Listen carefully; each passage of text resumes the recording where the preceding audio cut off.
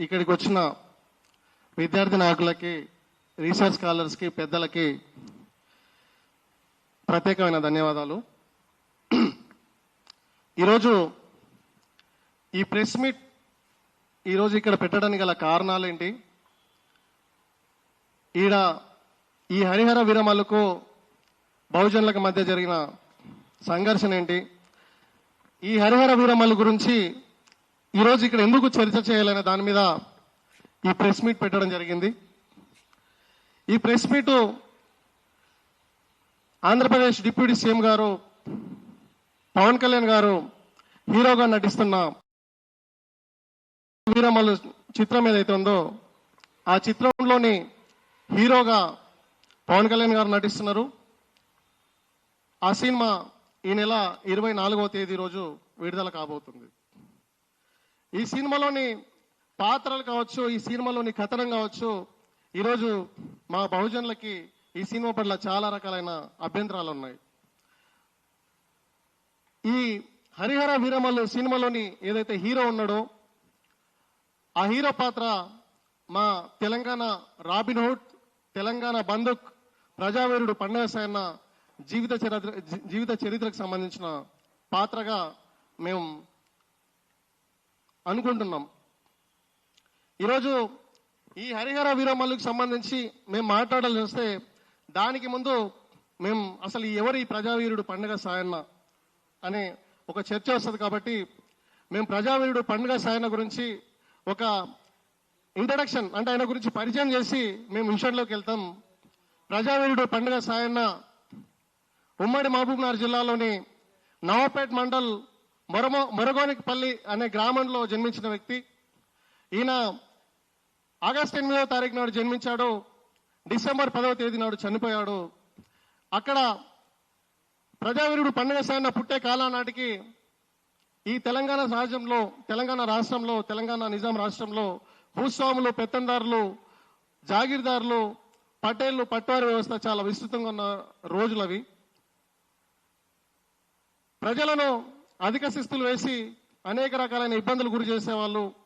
ఆడవాళ్ళతోటి అనేక రకాలైన సమాజంలో తలదించుకునేటువంటి సంఘ విద్రోహక పనులు చేసేవాళ్ళు ఈ భూస్వాములు, పెత్తందారులు, లేదంటే ఈ అగ్రకుల నాయకులు కావచ్చు. అట్లాగే రైతులు కావచ్చు, పేద ప్రజలు కావచ్చు, కష్టపడి పండించిన పంటలను పండే వరకు అలా చూస్తూ ఉండి పండిన తర్వాత ధాన్యాన్నింటిని దోచుకునే వాళ్ళు. అది మాత్రమే కాకుండా చదువుకునే హక్కులు లేకుండా చేశారు. గడ్డం పెంచుకున్నా, తెల్లని బట్టలు వేసుకున్నా, లేదంటే జుట్టు పెంచుకున్నా, లేదంటే జడలో పూలు పెట్టుకున్నా పండులేసి ప్రజలని అనేక రకాల హింసించే వాళ్ళు. ఎస్సీ, ఎస్టీ, బీసీ, మైనార్టీ వర్గాలకు చెందిన ఏదైతే కుల వృత్తులు, కుల సంఘాలు ఉంటాయో ప్రతి కులం మీద కూడా పన్నులేసి చాలా ఇబ్బందికరంగా హింసించే వాళ్ళు. చాలా అనేక రకాలుగా కఠినమైన శిక్షలు విధించేవాళ్ళు. వాళ్ళని ప్రశ్నిస్తే చంపేవాళ్ళు, వాళ్ళకి ఎదురు తిరిగితే వాళ్ళ కుటుంబాన్ని నాశనం చేసేవాళ్ళు. వ్యవసాయం రైతులు చేసుకుంటే వ్యవసాయ కూలీలుగా కాకుండా వాళ్ళను ఆ వ్యవసాయ పనుల్లో చేసే ఒక బానిసలుగా మలిచి వాళ్ళు పండించిన పంటల్ని దోచుకునే వాళ్ళు. ఇట్లాంటి అస్పష్టమైన, అసలు మనిషిగా బతకడానికి అవకాశం లేని సమయంలో అట్లాంటి కాలంలో ప్రజావీరుడు పండుగ సాయన పుట్టిండు. ఈరోజు ఆ వీరుడు బడుగు బలహీన అణగారిన వర్గాల యొక్క హక్కుల కోసం పోరాటం చేశాడు. వాళ్ళని బానిసత్వం నుంచి విముక్తి చేయడం కోసం పోరాటం చేశాడు. ఆ రోజుల్లో చదువుకోవడమే నేరం అనుకున్న రోజుల్లో మహిళలకి భజన మండల ద్వారా బొడ్డెమ్మ మండలాన్ని ఏర్పాటు చేసి విద్య చెప్పించిండు. ఈరోజు మనం ఏదైతే సమాజంలో అన్ని వర్గాల వాళ్ళు, అన్ని కులాల వాళ్ళు సమానత్వం కావాలంటే ఖచ్చితంగా కులాంతర వివాహాలు, మతాంతర వివాహాలు జరగాలని చెప్తున్నారు.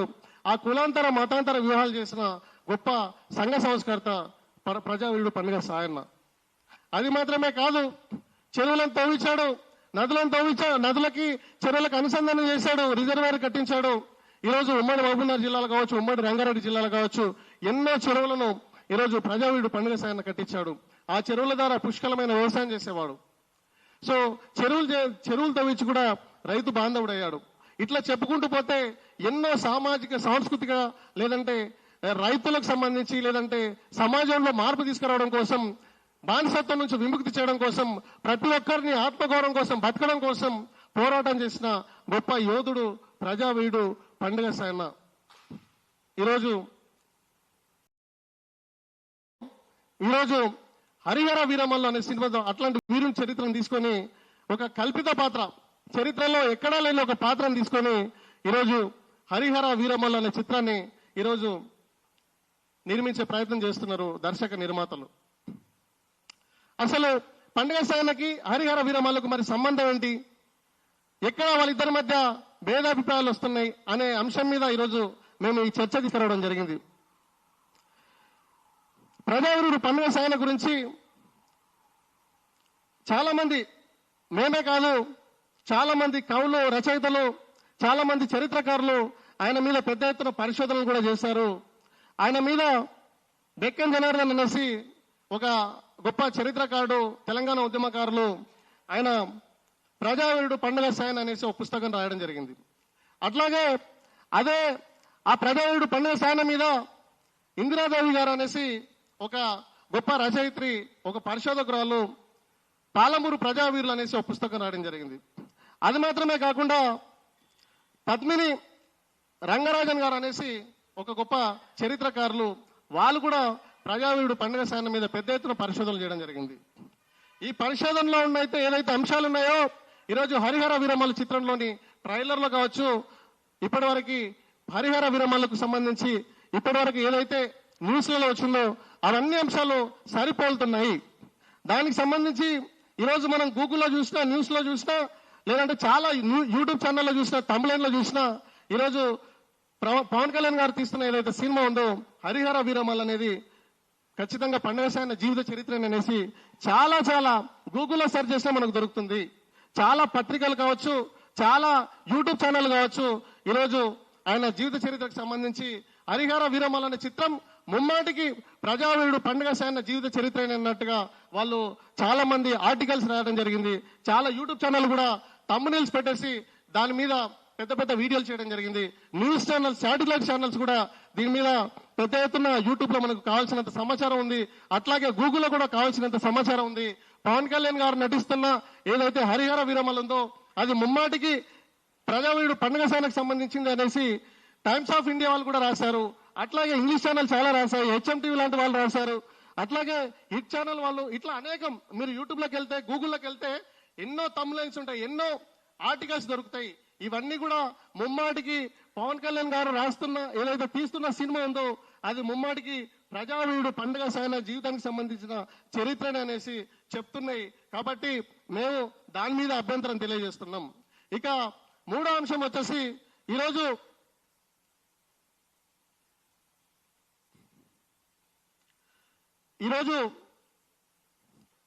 చాలా మంది మేము పోస్టర్ రిలీజ్ చేయడం జరిగింది.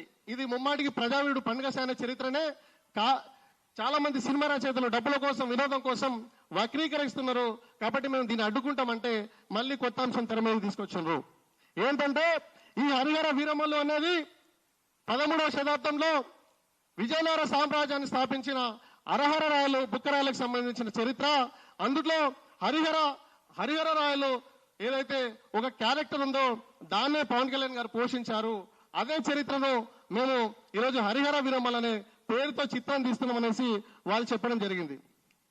ఇందులో ఇప్పటి వరకు రిలీజ్ అయిన 2 ట్రైలర్లు కావచ్చు, వాళ్ళు చెప్తున్న అంశాలకు సంబంధించి కావచ్చు, ఇదే హరిహర వీరమల్లు అనే చిత్రానికి సంబంధించి కావచ్చు, మాకు కొన్ని అభ్యంతరాలు ఉన్నాయి. దాని మీద స్పష్టత ఇవ్వాల్సిన అవసరం చిత్ర యూనిట్కి ఉంది. అదేంటంటే ఈరోజు ఇది సమగ్రాంధ్ర సాహిత్యం. దీన్ని రాసింది ఆరుద్ర గారు. ఈయన సినిమా ఇండస్ట్రీకి చాలా దగ్గర వ్యక్తి. ఈయన దాదాపు 10 సంవత్సరాలు కష్టపడి సమగ్రాంధ్ర సాహిత్యం అనేసి 13 సంపుటాల్లో మన తెలుగువారి చరిత్ర, ఆంధ్రుల చరిత్రను తీసుకురావడం జరిగింది. ఈరోజు ఇది చాలా వ్యాలిడ్ పుస్తకం. ఈ పుస్తకంలోని ఆయన ప్రస్తావన చేసింది ఏంటంటే రాయల యుగం అనేది 1336లో స్టార్ట్ అయింది. 1336లో స్టార్ట్ అయ్యి 1336లో విజయనగర సామ్రాజ్యం స్టార్ట్ అయింది. కాకతీయ సామ్రాజ్యం పతనం తర్వాత 1323లో కాకతీయ సామ్రాజ్యం పతనం అయిన తర్వాత ఈ తెలుగుదేశంలో తెలంగాణలో వచ్చేసి పద్మనాయకులు, తీరాంధ్రలో వచ్చేసి రెడ్డి రాజులు, రాయలసీమలో వచ్చేసి విజయనగర సామ్రాజ్యం ఆవిర్భావం జరిగింది. అప్పుడు 1327-28 మధ్యకాలంలో ఢిల్లీ సుల్తాన్ తుగ్లక్ అనగొందను ముట్టడించినప్పుడు ఈ హరిహర వీరమల్ అనే వాళ్ళు అనగొందలో వీళ్ళు దండనాథులుగా పనిచేశారు.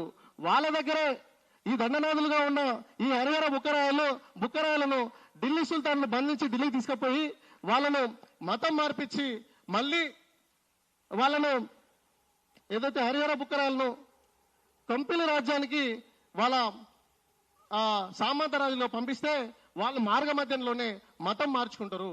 మతం మార్చుకొని తుంగభద్ర నది ఒడ్డునే వాళ్ళు విద్యారణ్య స్వామి ఆశీర్వాదంతో విజయనగర సామ్రాజ్యాన్ని 1336లో స్థాపిస్తారు.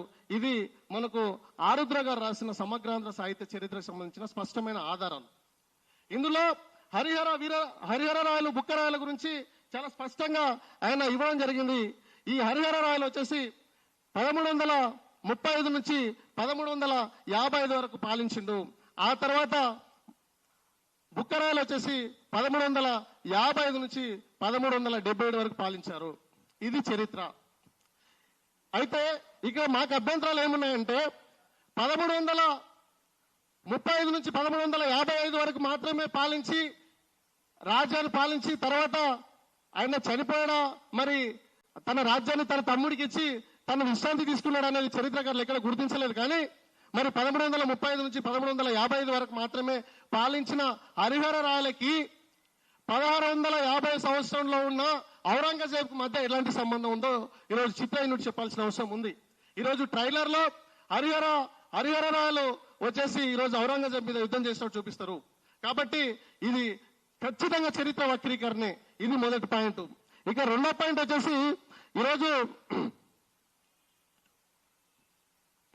సంగమ వంశానికి విజయనగర సామ్రాజ్యాన్ని 4 రాజవంశాలు పాలిస్తే అందుట్లో మొదటి రాజవంశం సంగమ వంశం.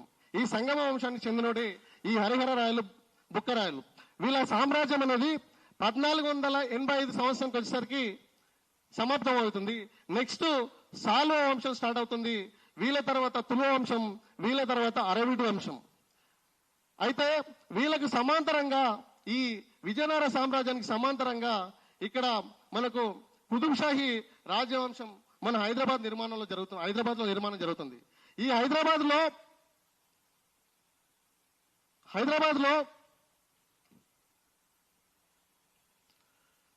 1590లో ఇక్కడ 1590 సంవత్సరంలో మసూచి వ్యాధి వచ్చి ఈ రాజ్యంలోని హైదరాబాద్ రాజ్యంలోని ప్రజలందరూ ఇబ్బందులు పడుతుంటే ఆ మసూచి వ్యాధి పోయిన తర్వాత దానికి చిహ్నంగా అప్పుడు హైదరాబాద్ నగరాన్ని నిర్మించిన కూలీ కుతుబ్ షాహీ ఇక్కడ 1591 సంవత్సరంలో ఇక్కడ చార్మినార్ నిర్మాణం చేయడం జరిగింది. అయితే ఈ హరిహర వీరమల్ సినిమాలోని ట్రైలర్లో మాత్రం పవన్ కళ్యాణ్ గారికి ఈ చార్మినార్ ముందు వచ్చేసి యుద్ధం చేసినట్టు, చార్మినార్ చుట్టూ తిరిగినట్టు ఈ ట్రైలర్ లో చూపిస్తారు. 1336లో పుట్టిన హరిహర వీరమల్లకు 1591లో కూలీ కుతుబ్ షా ఆధ్వర్యంలో ఏర్పాటు చేసిన హైదరాబాద్ నగర నిర్మాణంతో పాటు చార్మినార్ కట్టిన కూలీ కుతుబ్ షాకి 1650లో వచ్చే ఔరంగజేబ్ కు మధ్య ఏం సంబంధం ఉంది? ముగ్గురికి దాదాపు 300 సంవత్సరాల గ్యాప్ ఉంది. ఈ 300 సంవత్సరాల్లో ఎట్లాంటి మీరు ఆధారాలతోటి ఈరోజు ఈ హరిహర వీరమల్ అనే చిత్రాన్ని తీస్తున్నది మీరు చెప్పాల్సిన అవసరం ఉంది.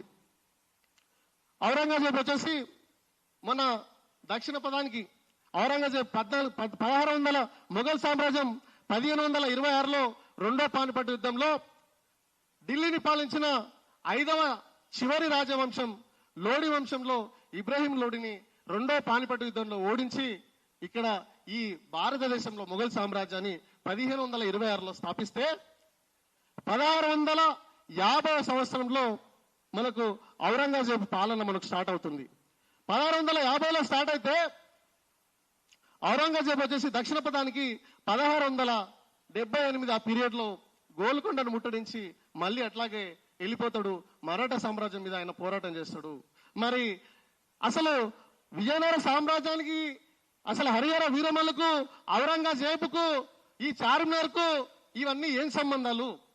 నెంబర్ 1. నెంబర్ 2, ఇక మూడో ప్రశ్న వచ్చేసి, ఈరోజు మేము హరిహర వీరమల్లు చరిత్రను తీస్తున్నాం అని అన్నప్పుడు, మనం చరిత్రలో హరిహరరాయలు కానీ బుక్కరాయలు కానీ ఇద్దరు ఉంటారు.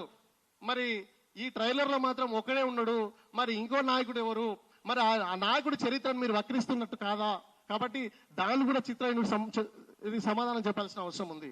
ఇక 4వ పాయింట్ వచ్చేసి, మాకున్న అభ్యంతరం, ఈరోజు హరిహరరాయలు కావచ్చు, బుక్కరాయలు కావచ్చు, 1136 నుంచి 1176 వరకు పాలిస్తే వాళ్ళు రాజ్యాన్ని స్థాపించి రాజ్య పరిపాలన చేశారు. కానీ ఏ రోజు కూడా బందిపోట్లుగా లేదంటే దోపిడీదారులుగా ఎక్కడ కూడా వాళ్ళు చెలామణి కాలేదు.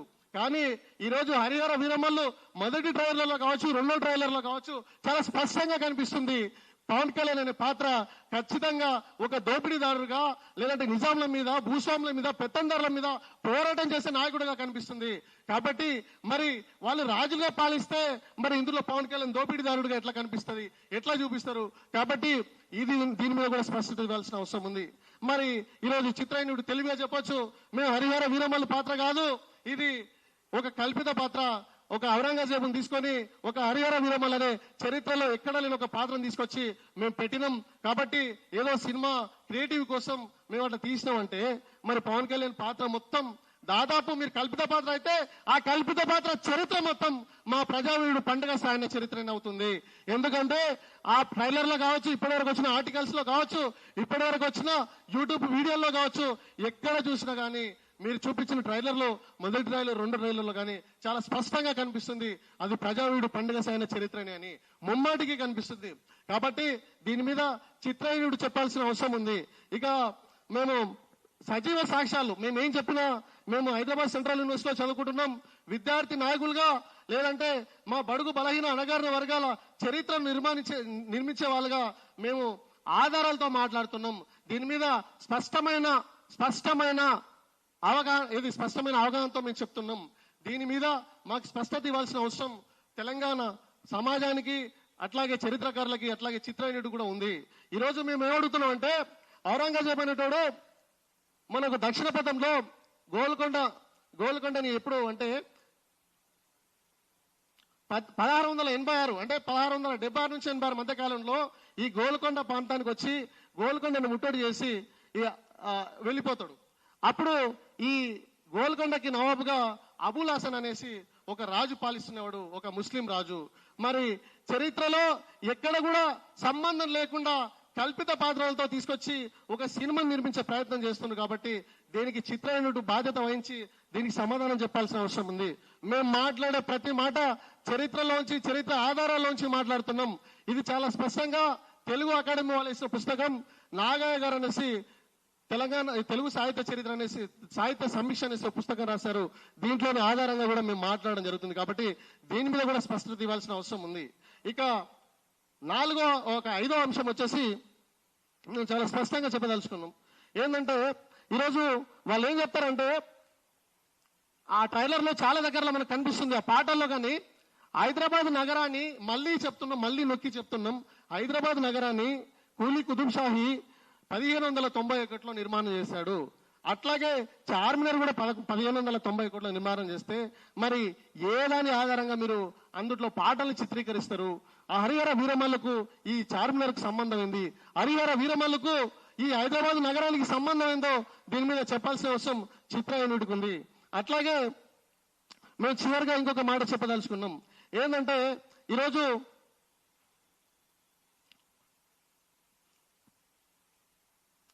వాళ్ళు అందుట్లో కోహినూర్ వజ్రం గురించి ఒక ప్రస్తావన తీసుకొచ్చారు.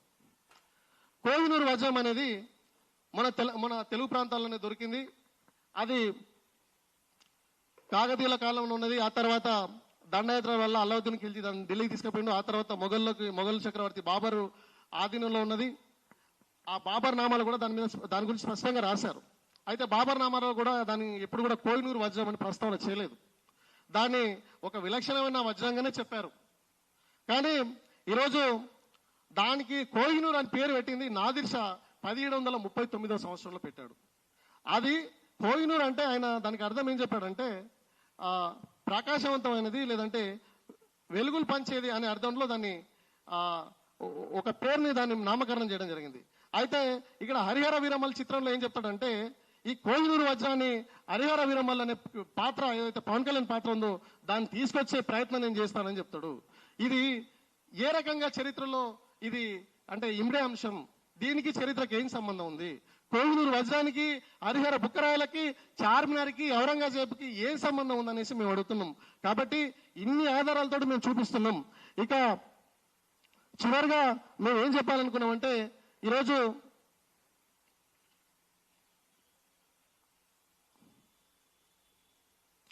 ఇది చాలా స్పష్టంగా మేము ఏం చెప్పదలుచుకున్నాం అంటే చిత్ర యూనిట్ ని మేము ఒక డిమాండ్ చేయదలుచుకున్నదంటే ఈ హరిహర వీరమల్ అనేది ఒక కథ కాదు, ఇది ఒక కల్పిత పాత్ర.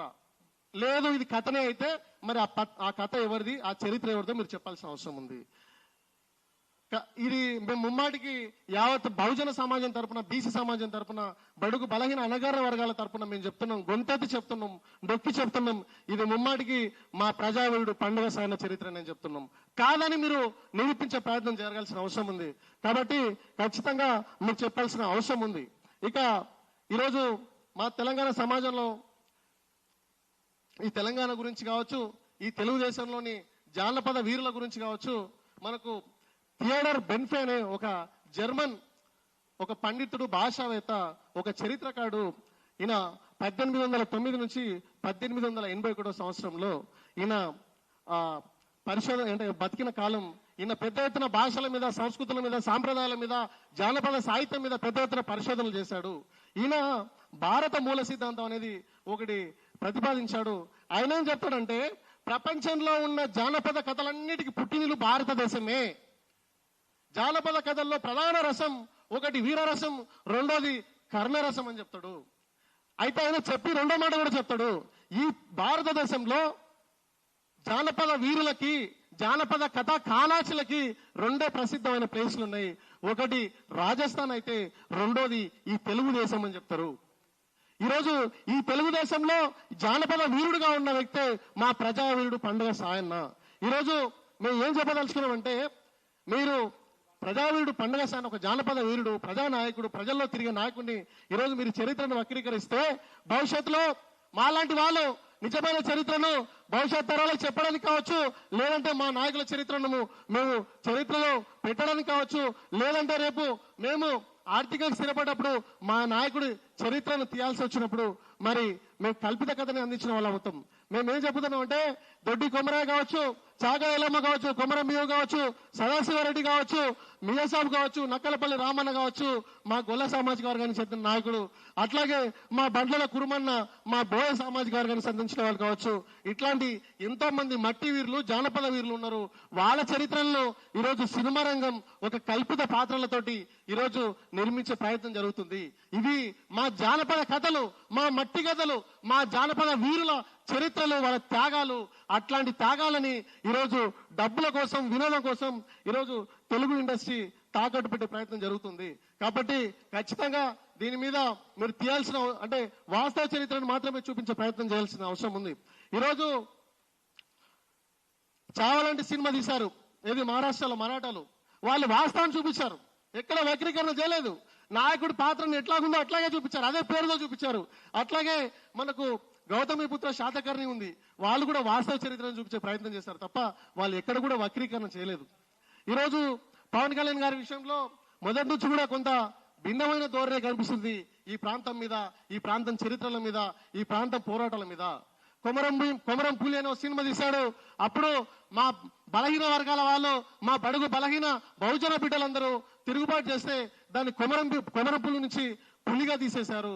అట్లాగే తెలంగాణ ఉద్యమం పీక్ టైంలో నడుస్తున్న కాలంలో కూడా ఆ రోజు కూడా కెమెరామెన్ గంగాతో రాంబాబు అని తెలంగాణ ఉద్యమాన్ని కొంత అపాసుపాలు చేసే ప్రయత్నం చేశారు.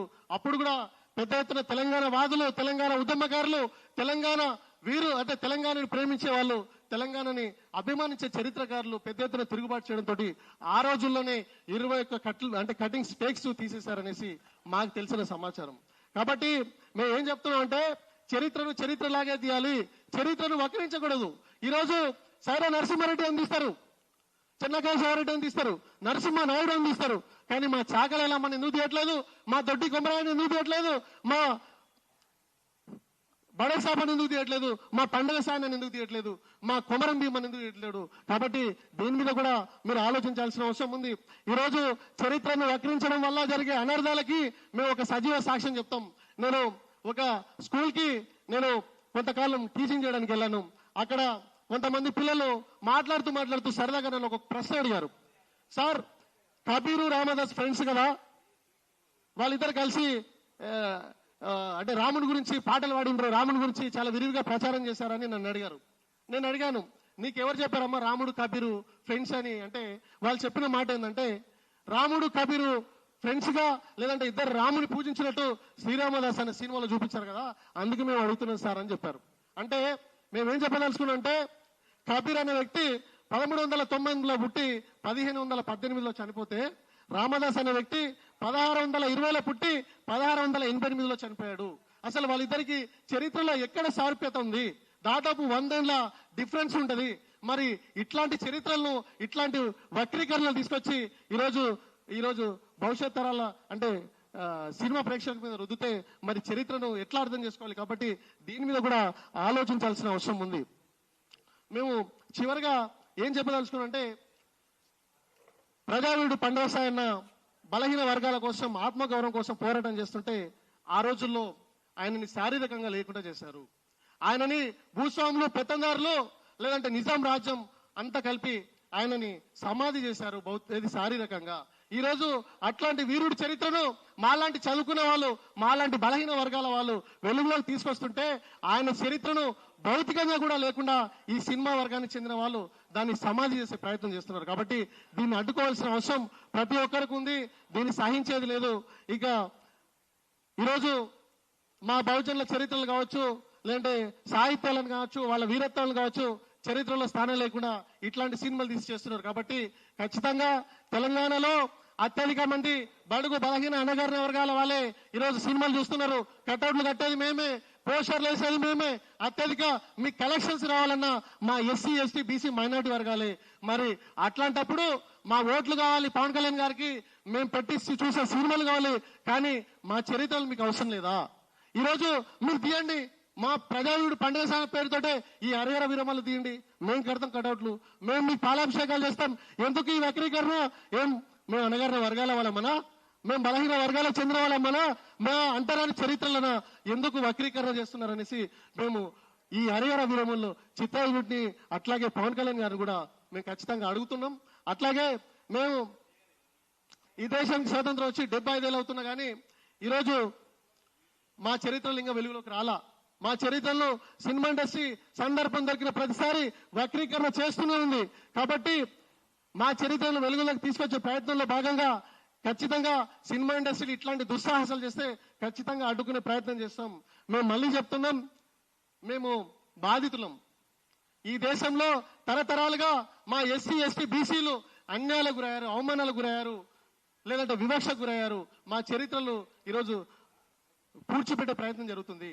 ఆ చరిత్రను మేము వెలికి తీస్తున్నాం. కాబట్టి దయచేసి సినిమా ఇండస్ట్రీ పెద్దలు మేము కోరుతున్నాం, ఇట్లాంటి వక్రీకరణ ద్వారా మీరు సమాజానికి ఏం మెసేజ్ ఇవ్వాలనుకున్నారో. కాబట్టి దీని మీద సినిమా ఇండస్ట్రీ ఖచ్చితంగా చెప్పాల్సిన అవసరం ఉంది. ఈ మధ్యకాలంలో కన్నప్ప సినిమాలో బ్రాహ్మణుల గురించి పిలక గిలక అని 2 పదాలు వాడినందుకే వాళ్ళు పెద్ద ఎత్తున బ్రాహ్మణ సంఘాలు ధర్నా చేస్తే వాళ్ళు ఇమ్మీడియట్ గా దాన్ని మార్చుకొని ఆ పాత్రలు లేకుండా ఆ పాత్రల పేరు మార్చారు.